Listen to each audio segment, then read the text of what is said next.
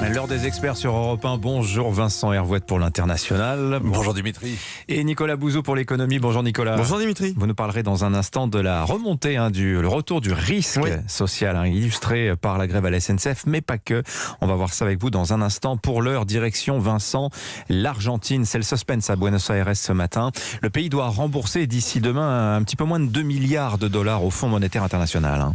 Oui, les Argentins ont l'impression de s'ouvrir les veines. Ils payent la première traite du prêt accordé en 2018, un prêt de 44 milliards de dollars, le plus important jamais consenti par le FMI. Depuis, la crise a rebondi, le Covid l'a aggravé, les péronistes sont revenus au pouvoir. Et ils rechignent à payer, ils négocient depuis des mois.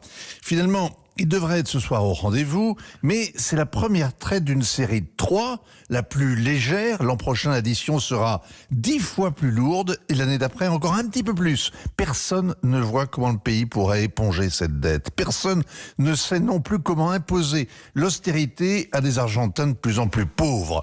Il y a de quoi expliquer que les psys en ville, et Dieu sait s'il y a des psychologues, psychiatres et psychanalystes à Buenos Aires, bref, tous les réducteurs de tête le confirment, l'angoisse taraude chacun, et c'est normal parce que le traumatisme c'est la répétition, et le ciel est déjà tombé sur la tête des Argentins. Oui, c'était il y a 20 ans, la crise de 2000 ans, le pays s'était effondré à l'époque.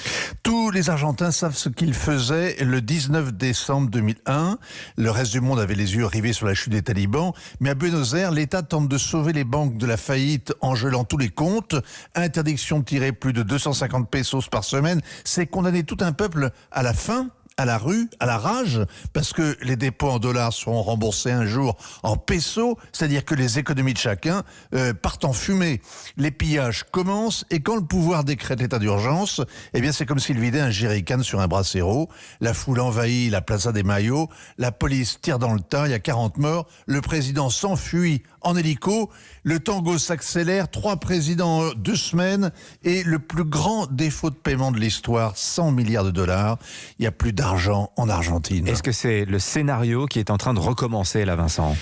Bien, le Covid a relancé la spirale du cauchemar, une récession de 10% comme en 2001, ajouter 50% d'inflation annuelle et l'absence de devises qui provoque des dévaluations en cascade. La planche à billets tourne 24 heures sur 24 et l'imprimerie nationale n'y suffit plus. Il a fallu sous-traiter au Brésil et en Espagne. Le peso vaut 3 fois rien, plus personne ne lui fait confiance. À la place, les commerçants rendent la monnaie en bonbons.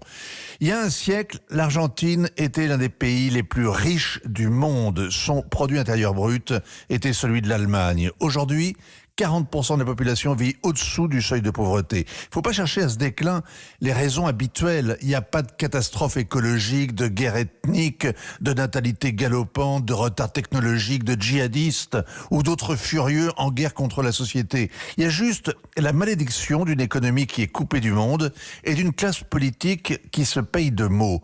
Les péronistes viennent de prendre une raclée aux élections partielles.